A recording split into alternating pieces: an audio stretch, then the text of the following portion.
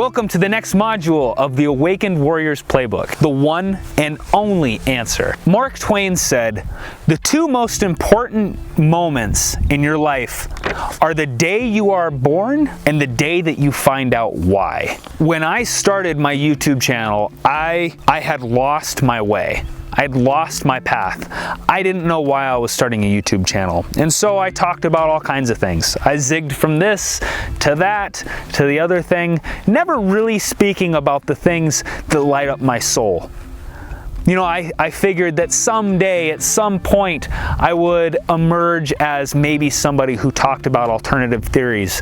And what I realized through this process, going from this to that, bouncing from the wrong thing, feeling massive amounts of confusion and angst, frustration, because I wasn't fulfilling that internal desire, that thing that I knew I could do, I felt lost. And looking back, I wish that I would have recognized it a lot sooner, but I didn't. And it's okay, because it was part of my journey. Going through those frustrations, the difficulties, they led me to where I am today. They've led you to where you are today. Joseph Campbell, a best-selling author, says, "We must let go of the life that we planned so as to accept the one that is waiting for us." A lot of times our lives are not going to meet the expectations that we placed upon them. And at the same time, it's the irrational ones who expect wonderful things that are the ones that actually achieve wonderful things.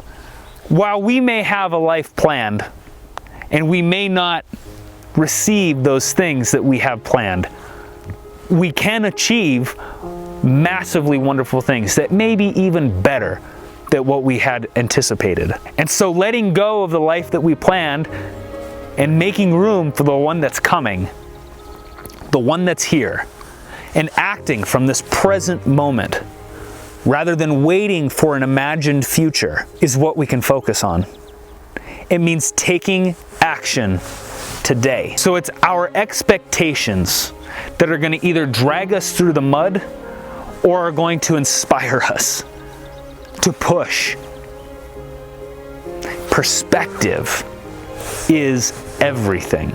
It can either haunt us or it can empower us. So to gain a small portion of perspective, I want to read something to you. Imagine you're born in 1900. When you're 14, World War I starts and ends on your 18th birthday. 22 million people are killed. And then later in the year, a Spanish flu epidemic hits the planet and runs until you're 20. 50 million people die in 2 years. When you're 29, the Great Depression begins. Unemployment hits 25%, GDP drops down to 27%. That runs until you're 33. The country nearly collapses along with the world economy. And when you turn 39, World War II starts. You aren't even over the hill yet.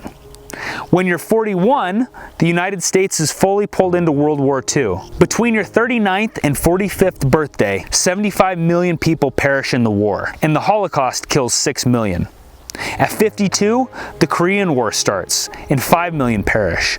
Approaching your 62nd birthday, you have the Cuban Missile Crisis, the tipping point, the Cold War, and life on our planet as we know it could have ended. Great leaders prevented that from happening. At 64, the Vietnam War begins, and it doesn't end for many years. 4 million people die in that conflict. As you turn 75, the Vietnam War finally ends. You know, we think that we've gone through a lot in this time period, and we have. But it's no different than what other people have gone through in other civilizations. During World War II, when there were people inside of concentration camps suffering unimaginable torture, there were also kids playing in a garden somewhere, watching a butterfly. Perspective. If you've listened this far through this course, then you are one of the few who are hungry. You're hungry to inspire. You're hungry to see our planet evolve. You're hungry to see your own life transform and evolve. You're hungry to become the kind of person that other people want to follow, to become a leader. You want to ensure that we live in a kind of world that your grandchildren would be grateful to inherit. And we need more people like you. You know, one person really can change the world. Some of us can believe that about ourselves. Others can't. I don't know what's right or what's wrong. I believe that you have the ability to transform lives. And I hope that you continue taking the steps towards it. And something tells me you're gonna. You've come this far. One person can change the world. Look at Gandhi, Martin Luther King, Abraham Lincoln, Thomas Jefferson, Harriet Tubman. All these people were human. They had faults. And they asked themselves the question, am I enough? And right now, if you ask yourself the question, am I enough? And your answer is no, you need to figure out what you must do in order to make it a yes. All of these leaders that I just mentioned, they were people just like you and I. No greater gifts than you and I. Some of them started with nothing. Some of them ended with nothing. But all of them had an impact. All of them left a legacy. All of them changed the planet that we are living on today. And so can you. So the real question that it comes down to is, what can I do? I hope you ask yourself that. What can I do? So the 3 things to focus on from here on out is to find that thing that you would die for and live for it. And focus on rising unconquerable. That means developing the mind, body, and soul unification.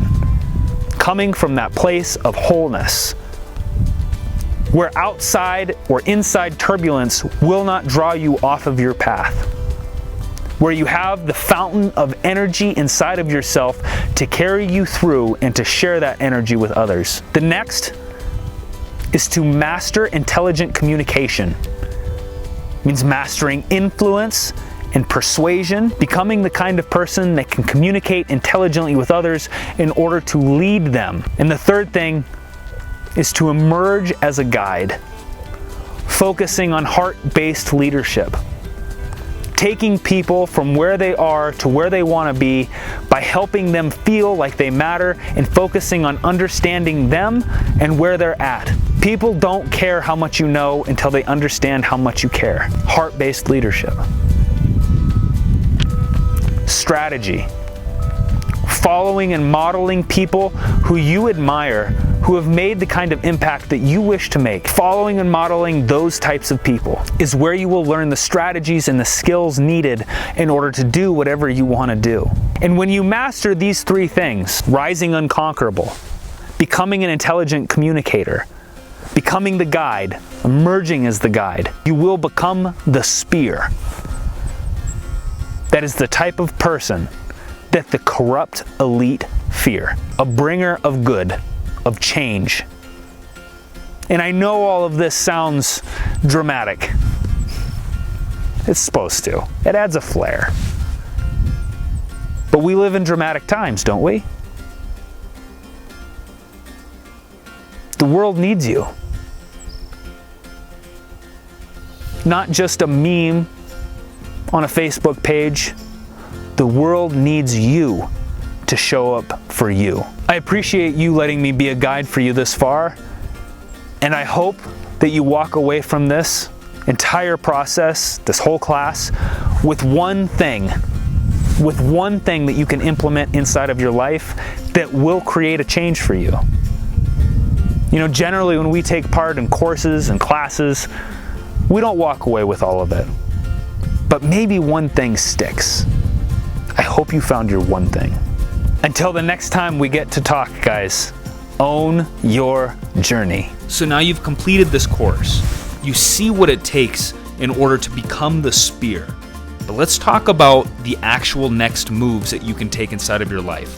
Look, going through a 5 or 6 hour course is not going to create a massive amount of transformation inside of your life. I guarantee, though, this has altered your thinking patterns. You're starting to look at things differently. And if you want to dive deeper into the how to rise unconquerable, how to master the mind and the body, to create that emotional mastery, how to develop the skills for intelligent communication, how to develop the skills for negotiation, how to deal with trauma and turn it into power, and how to emerge as the guide.